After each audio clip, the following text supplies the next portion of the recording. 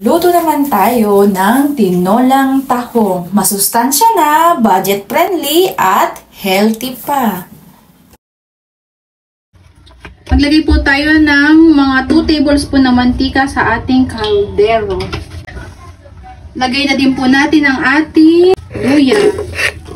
Kahit po hindi mainit yung mantika, okay lang.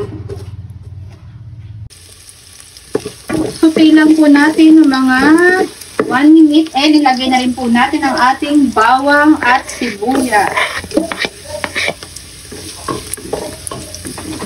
At syempre, lalagyan din po natin ng konting asin.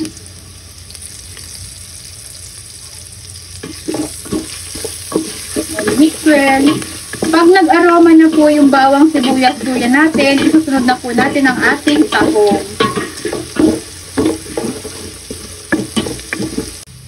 At ilagay na po natin ang ating tahong.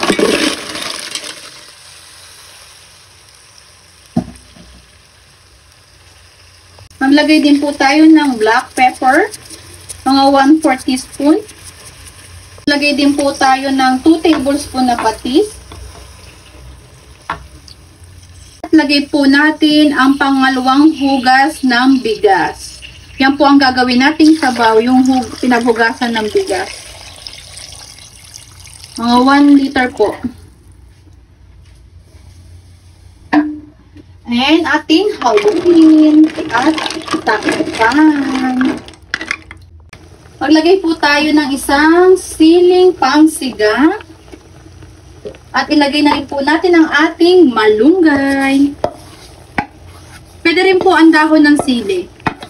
Kung wala po malunggay, dahon po ng sili, pwede po ninyong ilagay.